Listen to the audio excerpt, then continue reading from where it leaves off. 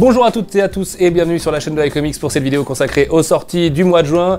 Comme on dit, oh les champions, aujourd'hui c'est l'Euro, Allemagne-France ce soir, d'où l'accoutrement, j'espère que vous me pardonnerez. Mais surtout demain c'est jour de sortie pour iComics puisque vous aurez deux nouveaux comics en librairie. Rick and Morty présente tome 1 et Lock and Key Ciel et Terre, le premier Lock and Key inédit depuis 6 ans, wow, c'est la folie.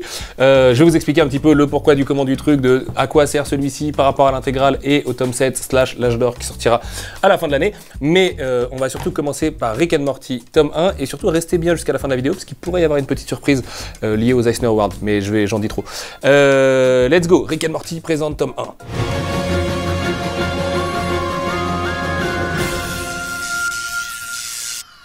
Rick and Morty présente tome 1, c'est quoi? En dehors d'un troisième tome 1 pour la série Rick and Morty, ce qui est toujours une bonne nouvelle pour un éditeur, n'est-ce pas? Et une très belle couverture, hein, j'espère que vous appréciez ce petit iComics violet, voilà, on s'est fait plaisir. Et derrière vous avez le petit Chromopulus Michael qui est tout à fait joli. Et sur le dos vous avez un Pickle Rick / Rick Cornichon pour les adeptes de la VF, chacun ses goûts. Le petit présente aussi là qui est très joli, on s'est bien amusé sur ce bouquin. Rick and Morty présente, en gros c'est quoi? Et ben c'est des what if, donc des scénarios alternatifs, des épisodes cultes de la série télé, dont par exemple de Pickle Rick. Aussi, je crois qu'il y en a un avec Gary Fatigué, c'est ça, on a évidemment Chromopulus Michael aussi. Et donc vous allez reconnaître en fait des éléments et des vannes qui sortent tout droit de la série télé, de Dan Harmon et Justin Roiland, qui sont modifiés par les auteurs, qui sont les mêmes que les auteurs de la série régulière, toujours CG Canon au dessin, vous avez des planches qui défilent. C'est toujours rigolo comme du Rick and Morty, c'est toujours la recette à la Rick and Morty. C'est vraiment la série qui est cool pour les gens qui sont très très fans de la série télé parce que ça vous permet d'explorer un peu des what if. Je crois qu'il y a un épisode, et il me semble d'ailleurs que c'est le Pickle Rick, qui est en fait la première version qu'avait écrit Roiland et Dan Harmon, qui impliquait Snowball. Souvenez-vous, le petit chien qui a son méca de ouf dans le tout premier épisode de Rick and Morty. Hein. En plus de Rick Cornichon, de la séance chez le pied et tout ça. Et c'est très drôle et tout, voilà, c'est recettes. Pas grand chose de plus à vous en dire, ça coûte 15,90 €. Voilà, c'est du Rick and Morty. Ça va parfaitement avec les spin-offs que sont Pocket Morty et Donjons et Dragons, forcément, qui est la série un petit peu phare du côté des spin-offs. Et puis vous aviez aussi Monsieur Boîte à Caca, et puis il y en a un peu d'autres qui arrivent derrière. Donc celle-ci, c'est un peu le spin-off des spin-offs, puisque vous avez tous les personnages qui ne sont pas Rick ou Morty directement, parce qu'évidemment Pickle Rick c'est débattable, qui sont mis en avant. Et il y a vraiment des petites pépites dans les tomes 3, je crois d'ailleurs, où il y a un chapitre qui est une des meilleures histoires courtes de Rick and Morty tout court. Donc voilà, n'hésitez pas, en plus il est joli, le petit violet se retrouve derrière et tout. Voilà, envoyez beaucoup d'amour à Julie qui a très bien travaillé sur l'ADA de celui-ci. Et puis les trages et trades c'est toujours impeccable, hein, comme d'hab, Benjamin Rivière comme d'habitude. C'est la recette Rick and Morty. Bref, j'ai pas... Ah oui, les pages de garde elles sont jolies aussi. Hop là, des petites planètes. Voilà, Rick and Morty tome 1 présente tome 1, pardon. C'est en librairie demain.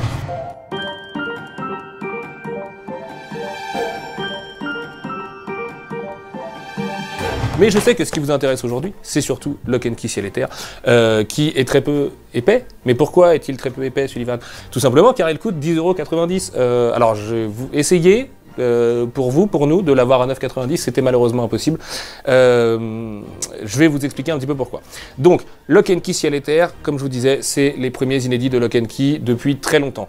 Dedans, vous allez retrouver trois histoires courtes majeures. Il y en a la première, qui était nommée aux Eisner, qui s'appelle Open the Moon, qui donne d'ailleurs le logo avec la lune, qui est un thème assez récurrent chez nous, la lune, ces derniers temps, n'est-ce pas? Juste ici, avec la clé de la lune et tout ça, qui est une histoire absolument bouleversante, qui a été nommée donc du coup pour la meilleure histoire courte. Et puis derrière vous allez avoir Grindhouse qui est du coup évidemment un hommage au film d'exploitation et donc ce genre qu'on appelle un peu vulgairement Grindhouse. Et on va finir par Petit Coin qui s'appelle Small World en VO et qui est en gros une histoire courte sur une cabane de chiottes au fond du jardin. Mais c'est pas tout à fait Francis Cabrel, hein, je vous rassure, c'est un petit peu plus Joey-lesque que ça. Concrètement, cette année, je vais refaire un résumé Lock and Key parce que j'ai encore vu des questions passer sur Twitter hier et j'avais pas forcément le temps d'y répondre, je savais qu'on tournait cette vidéo, donc j'en profite. Concrètement, comment ça se passe? Vous avez l'intégrale de Lock and Key qui sort au mois de septembre, donc un omnibus de 1000 pages. Traduction, lettrage, revue et corrigé, Julie est en train de s'arracher les cheveux en ce moment dessus, avec des petits bonus, une couverture inédite absolument magnifique, bref, c'est le cadeau de Noël si vous voulez l'intégrale de Lock and Key des 6 tomes d'un coup. À côté, vous allez rajouter 3 choses. Celle-ci, pourquoi celle-ci? Parce que, bon, au-delà du fait que il y a quand même la primauté de l'inédit et que ça sort avant le tome 7 qu'on appelle l'âge d'or, du coup, qu'on va arrêter officiellement maintenant d'appeler tome 7 et qui va s'appeler Lock and Key l'âge d'or, qui fera 300 pages, donc rien à voir, et qui reprendra 2 histoires sur les 3 qui sont présentes dans Ciel et Terre. C'est-à-dire que ça reprendra Small World, donc histoire très très courte, et Open the Moon, chef-d'œuvre absolu. Pour moi, c'est le plus beau chapitre de Joe Hill et Gabriel Rodriguez. Aussi parce que je suis pas le plus grand aficionado de Lock and Key, comme je vous l'avais déjà dit, c'est une série qui date de Milady, donc autant j'adore, autant c'est pas une série où j'ai toutes les affinités du monde, tout simplement parce que c'est pas moi qui l'ai ramené au sein du catalogue. En revanche, Open the Moon, chef-d'œuvre. Donc Open the Moon, qui est là et qui sera dans l'âge d'or, est vraiment incroyable. Grindhouse, qui est là-dedans, ne sera pas dans l'âge d'or. Et en fait, dans l'âge d'or, qui va en gros reprendre tous les inédits de Lock and Key, moins 2 chapitres. Vous aurez donc évidemment le crossover avec Sandman, Impale Battalions Go et tout ça. Ça va faire 300 pages. Ça sort au mois de novembre si tout va bien. Ce sera le gros machin Lock and Key. En revanche, parce que Lock and Key c'est une affaire de complétiste et que l'univers de Joe Hill se savoure en ayant toutes les clés, sans mauvais jeu de mots, ce tome-là sert évidemment à avoir Open the Moon en avance, c'est une chose, mais à 10,90 €, donc assez peu cher quand même, j'ai l'impression, avec pas mal de bonus après pour augmenter un petit peu la pagination et permettre de faire un relié, du coup.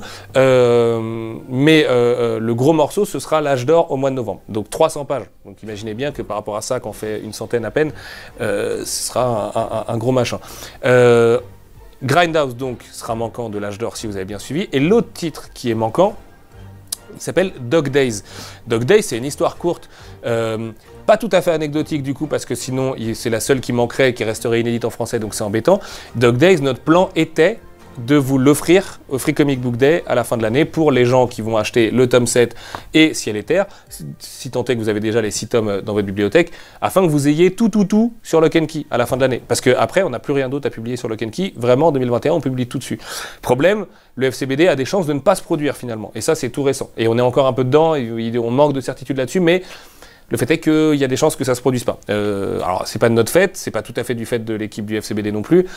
C'est juste que, voilà, on était resté en soutien, c'est pas le cas de toutes les maisons, et donc le FCBD va peut-être devoir décliner, malheureusement.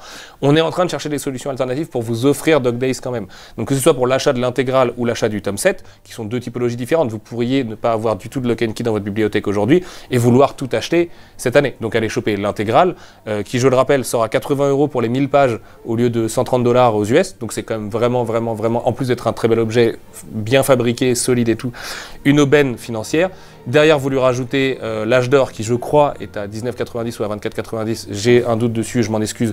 Mais vu que c'est 300 pages, ça doit plus être 24,90. Oui, ce ne sera pas 19,90, pardonnez-moi. Et puis ce petit Ciel et Terre qui va vous permettre d'avoir Grindhouse, et voilà. Et donc, si vous avez Dog Days, vous avez tout, et vous avez la plus belle bibliothèque Lock and Key du monde. Sachant qu'on n'avait pas le droit de rajouter Dog Days là-dedans. Vous imaginez bien que sinon on l'aurait fait pour augmenter un petit peu la pagination et le prix se faisant.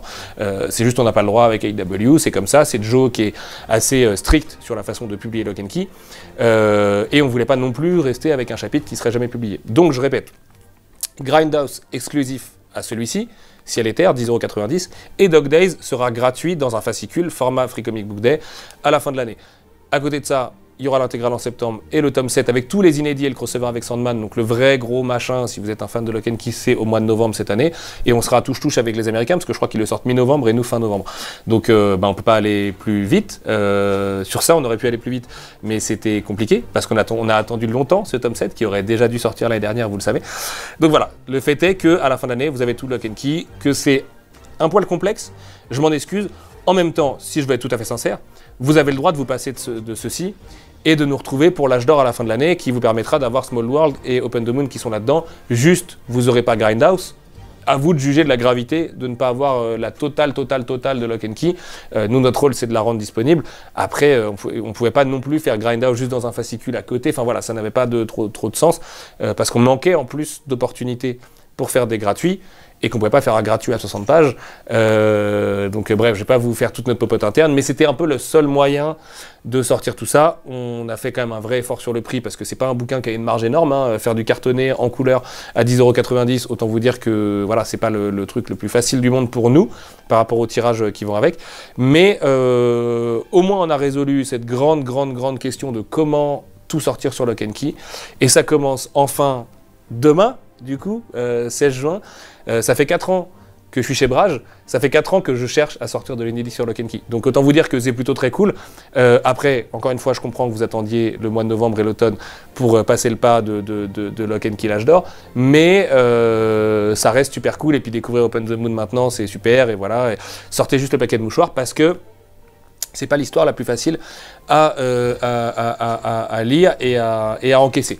Voilà pour Lock & Key. Petit point Eisner Award, puisque vous avez un petit macaron Eisner nominé ici pour Open the Moon justement. On a été nommé 7 fois aux Eisner Awards cette année, donc c'est un nouveau record, donc c'est super.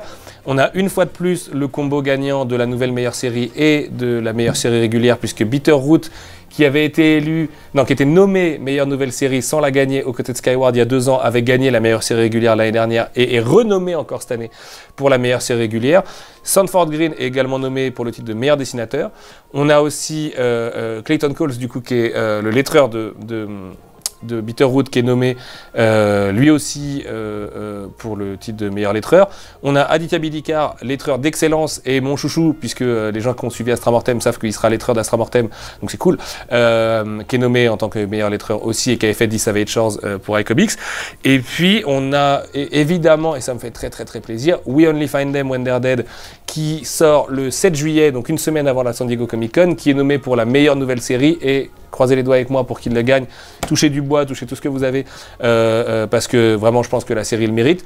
En plus de ça, Simone Di Meo, que vous avez pu voir en tournée l'année dernière pour Power Rangers Tortue Ninja, à travers la France, à Toulouse, à Lille et un peu partout, à Paris aussi évidemment chez Album, est nommé meilleur cover artiste, ce qui n'est pas rien.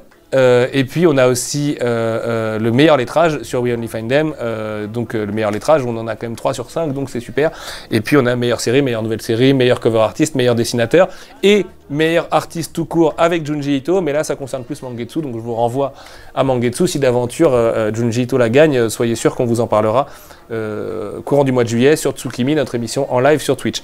Ce que je voulais vous dire surtout, par rapport à cette nomination, je déteste ce mot, mais c'est le mot qu'il faut utiliser, de Simone en tant que meilleur cover artiste, vous allez nous dire, mais dis donc, à iComics, vous n'avez pas mis une couve de Simone Di Meo, c'est quand même embêtant cette affaire, puisque effectivement, pour le marché français, on a choisi une couverture variante de Dan Mora, qui déjà était l'artiste de la couve de Power Rangers Tortue Ninja, qui est un mec dont j'admire les couvertures vraiment. Je trouve que Dan est vraiment un artiste hyper efficace, et on a opté pour la couverture un petit peu façon Hollywood, avec tout l'équipage représenté, avec le fond blanc et tout ça, que je trouvais absolument magnifique. Et on a, qu'on se le dise, aucun regret là-dessus. Je pense que c'est la meilleure couve pour l'édition classique de We Only Find Them When They're Dead. Et là, vous voyez où je veux en venir. Certains sont dans la confidence via les DM Twitter, parce que je pense à l'ami Kamewa Bunga qui aime bien venir gratter les petites infos et à qui j'ai pu montrer 2-3 choses. Il s'avère que le best cover artist, du coup, Eisnerisé, enfin en tout cas nommé aux Eisner cette année, Simone Di Meo, est un ami de la boîte, c'est pas un secret non plus, et qu'en fait, ça fait 2 mois maintenant qu'on a une couverture de Simone inédite et exclusive pour la France, wraparound pour la première fois, donc c'est-à-dire qu'elle prend la totalité de la jaquette, donc c'est la première fois qu'on sort de notre, non pas zone de confort, mais de notre DA très carré sur iComics. Donc vous aurez une édition de classique de We Only Find Them qui ressemble à ça, avec écrit We Only Find Them When They're Dead, avec la C4 un peu dans ce format-là, et la très belle couverture de Dan Mora ici, comme je vous le disais. Et vous aurez, si tout va bien, une version collector avec la couverture de Simone dans le futur. Je vous en parle aujourd'hui parce que la nomination Eisner est une bonne excuse pour vous en parler, et surtout,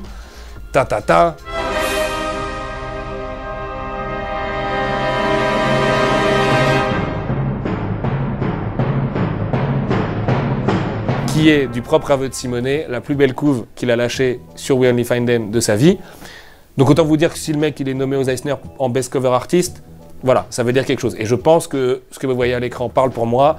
La couverture est incroyable, on en est hyper fiers, et on a un problème dessus. Vous le savez, dans les vidéos iComics, j'essaie d'être le plus transparent avec vous possible, sans pouvoir tout vous raconter non plus, parce qu'il y a des choses qui doivent rester en interne, mais il s'avère que cette édition était censée être l'édition d'un réseau de libraires particulier qui fait des éditions collector parfois. Malheureusement, pour le dire simplement, bah ça l'a pas fait, on va le dire comme ça. C'est pas vraiment de notre ressort. Disons qu'on avait espoir que ça puisse être fait suffisamment, au moins en suffisamment grand nombre pour être viable au niveau de l'impression et tout. Malheureusement, on est passé d'un premier nombre à un autre qui ne correspond pas à la réalité de « ok, on peut se permettre d'imprimer une version collector de We Only Find Them avec cette couverture ». Donc aujourd'hui, on est bien embêté parce que ce qui était acquis et la raison pour laquelle on a commandé cette couverture à Simonet et qui nous l'a rendu rubis sur l'ongle, impeccable, avec voilà, le résultat que vous venez de découvrir, et ben en fait, on n'a pas d'endroit où l'exploiter. Et à l'heure actuelle, on n'a pas d'endroit où l'exploiter. Tout va dépendre du succès de We Only Find Them. Je vous le dis aussi à vous parce que vous êtes les fidèles de iComics, si vous êtes sur la chaîne YouTube, clairement il faudrait un succès du tome 1 en librairie dans sa version d'Anne Mora pour qu'on puisse légitimer l'existence de cette version-là derrière. Alors est-ce que c'est un reprint du tome 1 avec cette couverture sans être tout à fait une collector au moment de la sortie du tome 2 par exemple, début 2022, sachant que la série aura le tome 2 et le tome 3 en 2022, ça je peux vous le dire aussi. Est-ce que c'est une édition Ulule en précommande à peu d'exemplaires juste sur cette couverture-là? Aujourd'hui, on ne sait pas. On se pose beaucoup de questions avec mes adorables collègues au commercial, à l'édito, au marketing, etc. Malheureusement, l'économie de iComics ne permet pas de folie comme ça. En plus de ça, il n'y a plus d'event, donc c'est pas comme si on pouvait vous dire tiens, on fait une édition spéciale Comic Con Paris en faisant venir Simonet. Autre secret qui peut-être pourrait aider si d'aventure Simonet gagne l'Eisner Award, mais là vous n'avez aucune prise dessus contrairement au succès du tome 1 dans sa version d'Anne Mora. Simonet va revenir en tournée normalement à la fin de l'été avec Dyke Ruan, auteur de Bleed Them Dry, l'autre chef-d'œuvre, l'autre blockbuster qu'on sort cet été, puisque vous avez We Only Find Them le 7 juillet et Bleed Them Dry fin août. Les deux sont amis, les deux sont italiens, les deux se connaissent très bien, les deux sont jeunes, les deux sont des amis. Donc l'idée c'est de se faire une tournée un peu rock'n'roll comme on sait faire et comme on a fait entre les deux confinements l'année dernière, avec ces deux tueurs au dessin. Vraiment, s'il y a une tournée à pas louper, c'est celle-là parce que voilà, les deux sont désormais des chouchoutes d'ici et Marvel. Dyke tape des dessins absolument dingues, c'est l'héritier spirituel d'Olivier Coipel et tout ça. Donc ne ratez pas cette tournée. On va essayer d'aller dans les villes où on n'est pas encore allé, à savoir Strasbourg, Rennes, Bordeaux, Angers par exemple. Et j'en oublie sûrement, ne me détestez pas s'il vous plaît, Amiens, Aix-en-Provence, Nice, on y était allé avec Brian Lee O'Malley. Monaco, ils veulent pas de nous. Malheureusement, hein, parce que fin septembre, Monaco, ça doit être pas, début septembre, Monaco, ça doit être pas mal. Mais bref, tout ça pour dire qu'on va faire les villes qu'on n'a pas fait dans les autres tournées. Donc on passera sûrement pas à Lille, sûrement pas à Lyon, sûrement pas à Toulouse ou à Paris, ou les villes qui ont trop l'habitude de nous voir. Encore que Paris, c'est différent parce que comme les auteurs arrivent là, on peut toujours organiser quelque chose. Je vous rassure, les Lillois, par exemple, qui voulaient nous voir, on sera au Geek Days à la fin de l'année. Ça y est, les salons reprennent. Officiellement, c'est le premier salon dans lequel on retourne avec un stand iComics et tout, et peut-être même du Mangetsu. Donc peut-être que certains auteurs britanniques qu'on aime beaucoup seront présents sur place, mais il est encore un peu tôt pour en parler.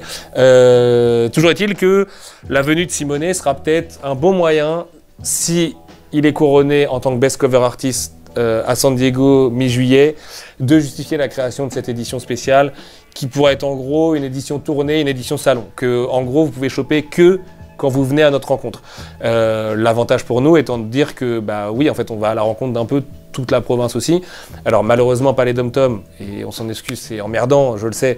Peut-être qu'on pourra s'arranger avec nos diffuseurs Canada, Suisse, Belgique et les dom-tom pour des petites quantités précises à certains endroits.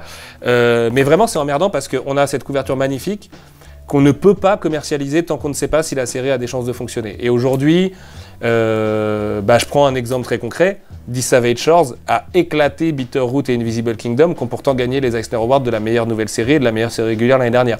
Je crois que si j'additionne Invisible Kingdom tome 1, tome 2, Bitterroot tome 1 et tome 2, j'ai pas encore les ventes de The Savage Shores, qui pourtant était la première œuvre de Ramvé en français, qui était la première œuvre de The Vault en français, qui n'était nommée nulle part, ni à Angoulême, ni aux Eisner, ni rien. Donc des fois les prix n'ont en fait aucune incidence sur les ventes. Je crois savoir pourquoi, parce qu'Invisible Kingdom et Bitterroot sont des séries très politiques. À l'inverse, We Only Find Them, c'est les Gardiens de la Galaxie qui rencontrent Jack Kirby, avec un des futurs très grands dessinateurs des comics. Donc on est dans un truc vachement plus accessible. au plus grand nombre, et surtout aux gens qui n'ont pas envie trop de se prendre la tête avec des histoires un poil complexes et tout ça. Même chose pour Bleed Them Dry, qui pourrait être un beau succès, parce qu'on est sur des ninjas vampires en 3333, que c'est une tuerie cosmique, c'est un one-shot, c'est hyper beau et tout ça. Les deux séries ont l'avantage en plus d'être un petit peu quand même concernées par la question de la diversité, de la représentativité et tout ça, et vous le verrez, je ne veux pas trop en dire, parce que voilà, ça sert à rien d'appuyer trop sur ces potards-là, c'est dans les séries, et c'est fait de manière naturelle, donc c'est encore mieux. Mais donc iComics poursuit aussi avec une forme de revendication entre guillemets, même si certaines personnes vont me le reprocher quand je dis ça. Voilà, j'ai un peu fait le tour de cette problématique We Only Find Them. J'espère vraiment qu'on va trouver une solution pour commercialiser cette couverture inédite et exclusive à la France et Wraparound pour avoir enfin un vrai premier tome collector chez iComics. S'il y a bien une série qui le mérite et un artiste qui le mérite, c'est Simonet, qui est vraiment un ami de la maison. Et voilà, n'hésitez pas à nous dire ce que vous en pensez dans les commentaires, parce que je vous jure que ça a une vraie influence chez mes collègues, notamment au commercial et tout, de voir, je sais pas, quel moyen de commercialisation vous arrangerait. Est-ce que c'est de la précommande en vente directe, ce qu'on veut pas faire parce qu'on veut que les libraires puissent pouvoir le vendre aussi. Est-ce que c'est une forme de Ulule avec des packs libraires? Est-ce que c'est juste du collector qu'on peut avoir que sur les salons et que pendant les tournées, mais du coup avec une logistique assez particulière à définir, et vraiment il y a des pour et des contre, mais il y a des pour et des contre dans toutes les versions. À moins qu'on soit sold out au bout de 2 semaines sur le premier tirage de We Only Find Them tome 1, on va pas pouvoir l'imprimer comme ça en se disant ok let's go, on fait notre tirage de collector. Et puis si c'était le cas, les gens nous reprocheraient aussi ah mais vous avez imprimé avec une version normale d'abord et vous avez attendu pour le collector pour qu'on l'achète 2 fois. Non, c'est pas le cas. C'est juste qu'on n'a pas les moyens d'imprimer, enfin on n'a pas suffisamment de certitude et de ne pas se prendre 80% de taux de retour et donc de destruction d'ouvrage derrière, comme je vous l'explique à chaque fois, sur cette version collector. Parce que peut-être aussi que en fait, le marché s'en fout d'avoir une version collector exclusive et inédite de Simonet. Donc, et on ne sait pas. Comme on ne savait pas que The Savage Shores serait un beau succès et que les Eisner pèseraient aussi peu sur Bitterroot et Invisible Kingdom. Donc vous me voyez là plein de doutes, c'est pas grave, il fait beau, c'est des super bouquins, lire We Only Find Them est à la portée de tout le monde puisque vous avez une édition classique qui va sortir absolument partout, mais bah ouais, je suis bien emmerdé. Voilà, je suis bien emmerdé. Maintenant, je vous ai dévoilé le visuel en plus que je garde pour nous depuis 1 mois et demi. Je peux vous dire qu'en interne, on se mord les doigts de ne pas pouvoir le montrer et tout ça. La nomination Eisner fait que je me prends mon petit passe-droit et Raoul, si tu vois cette vidéo, bah, ne me frappe pas, s'il te plaît. Voilà, il était grand temps de montrer cette magnifique couverture et de dire aux gens à quel point ils ont envie de pouvoir l'acheter. Et j'espère qu'on va y arriver, je pense qu'on va y arriver, mon instinct me dit qu'on va bien réussir à la faire cette version collector un jour, mais il me paraissait important qu'on soit transparent et qu'on vous donne le contexte dans lequel on est à l'heure actuelle, qui est en fait un peu le même problème que quand je vous parlais de Lock & Key qui était décalé l'année dernière. Il y a des choses qui échappent à notre volonté et qu'on ne peut pas faire parce qu'on est une petite maison et qu'on est indépendant et qu'on n'a pas en gros, on n'a pas Deadpool ou Harley Quinn pour venir, ou Watchmen ou Batman, hein, pour venir dire ok, on fait ça à 10 €, on s'en fout de pas les vendre, parce que derrière on a plein d'autres trucs qui font du chiffre. C'est pas l'économie de iComics, vous le savez. Rick and Morty, c'est assez évidemment. Les tortues vont bien, mais c'est pas non plus. Enfin voilà, on sort de 3 ans à perdre de l'argent. Lock & Key va bien, mais c'est très compliqué de sortir de l'inédit et tout. Donc on n'a pas de locomotive qui nous dit oh et puis merde, on se fait We Only Find Them, on se fait plaisir et puis on verra bien plus tard. Ça n'existe pas chez iComics et pardon, je pense que ça n'existera jamais parce que le but n'est pas de faire 50 bouquins l'année prochaine. Voilà. Alors du coup, j'ai l'air vachement triste là à la fin de la vidéo, mais vraiment dites-nous ce que vous en pensez dans les commentaires, c'est hyper important. Dites-nous ce que vous pensez de la couverture aussi, parce que ça se trouve vous allez me dire mais elle est hyper moche votre couverture là, pourquoi vous faire ça? Bon, alors ne dites pas ça, hein, parce que Simonet il sait lire le français, et surtout que c'est pas vrai, c'est la plus belle couverture qu'il a pondue sur We Only Find Them, donc c'est pour ça que j'avais un petit peu les boules en lisant Best Cover Artist, alors que la Best Cover elle n'était pas encore sortie, elle est connue de personne à part de nous pour le moment, et de Boom puisqu'on leur a envoyé évidemment. Voilà. Croisons les doigts pour qu'il gagne l'Eisner de Best Cover Artist, ça changerait franchement beaucoup de choses quand même. Déjà parce qu'on aurait le gros macaron dessus et qui serait très joli. On le mettrait sur un bandeau, c'est une version collector wraparound. Donc je vous jure, on va pas vous mettre des grosses plâtrées de texte comme ça. Quoique là, on a Libération et Le Figaro, donc on est à la fois à gauche et à droite. Vous avez vu, on maintient l'équilibre politique chez iComics, c'est important. Mais il n'y aura pas de tout ça. Enfin voilà, wraparound, il y a un mini synopsis à l'arrière et c'est tout. Le reste, c'est de l'illustration, quoi. Et on sort de notre gamme. Pour tout vous dire, dans mes rêves les plus fous, on agrandit le format aussi. Et on vous fait un format, alors on sera pas dans de l'A3 non plus, hein, mais on vous fait un We Only Find Them, format agrandi, hyper beau, hyper spectaculaire et tout, avec cette couverture en majesté. Mais là, c'est encore d'autres problèmes d'impression et d'autres problèmes de fabrication. Donc si déjà on peut faire du wraparound sur ce format-là, format classique, c'est cool. Et peut-être que par exemple, et je vous pose la question maintenant, peut-être que vous préférez qu'on reste dans ce format-là pour que ça ne dépasse pas en taille. Aujourd'hui, il n'y a que Aki Giants qui s'est payé un format un petit peu exceptionnel parce qu'on avait besoin que ce soit homothétique et donc que les planches soient aussi larges que hautes et tout ça. Bref, c'est un peu technique, mais on était obligé pour respecter le dessin de Ken Nimura sans avoir des planches encadrées, en gros. Et on regrette aucunement choix parce que, je me répète souvent, mais Aki Giant, c'est le chef-d'œuvre publié par iComics avec 10 Savage Shores, je pense. Là aussi, dites-moi ce que vous en pensez. Mais voilà, si on veut voir le verre à moitié plein, We Only Find Them et Bleed Them Dry sont quand même deux indés de fous malades qui tranchent avec The Plot et Shanghai Red, qui sont des indés plus indés, quoi. Avec Joshua Hickson au dessin, que j'aime d'amour, mais là, on va partir sur du dessin vachement plus spectaculaire et beaucoup plus d'action et tout. Lock and Key a enfin de l'inédit, les tortues fonctionnent enfin un minimum, donc difficile de se plaindre quand même. Juste dites-nous comment c'est le mieux pour sortir cette couverture inédite de We Only Find Them, et puis si on y arrive, on sera tous très contents. Nous, on vous livre des super lectures pour la plage là sur iComics. En plus, We Only Find Them sort le même jour que le prochain tome des Tortues, donc c'est quand même pas rien. Et puis on a The Last Ronin qui arrive avec le chapitre gratuit en fin d'année si tout va bien aussi. Donc pour la sortie des tomes classiques des Tortues, ça se confirme aussi, donc ça va être cool de pouvoir lire du Last Ronin gratos. Et puis The Last Ronin sortira à la fin de l'année prochaine, à l'automne. Et à l'automne, qu'est-ce qu'il y a s'il n'y a plus de Covid? Il y a des salons, vous voyez où je veux en venir, je vous laisse là-dessus. Rêvez bien en tout cas, mais oui, ils viendront vous les dédicacer, j'espère. En tout cas, c'est notre rêve depuis longtemps, et ça aurait dû être fait en 2020 s'il n'y avait pas eu ce foutu virus. Donc voilà, prenez soin de vous. On se voit de toute façon à la fin de l'été en tournée dans l'ouest, au sud, au nord. On va faire tous les points cardinaux de la France avec Simonet et Dyke si tout va bien. Et puis à la fin de l'année, au Geek Days à Lille. Je vous embrasse très fort. Lisez bien. Dites-nous ce que vous pensez de tout ça. On vous aime très fort. Et puis allez lire Tomier le 7 juillet aussi à Ohashi, Panda Detective Agency. Et Chiruran qui sort demain en librairie. On a besoin d'aide sur Chiruran. Donc si vous voulez nous soutenir, en plus je pense que c'est un super titre pour faire un pont entre iComics et Mangetsu. Et vous êtes pas mal à faire le pont. Donc voilà, n'hésitez pas. À bientôt tout le monde. Vous avez des bises de toute l'équipe. Julie me dit de vous les transmettre. Jean-Victor derrière la caméra vous fait des grosses bises aussi. Claire, Raoul et tout ça. Bref, profitez bien de l'été, lisez bien. Ciao, ciao.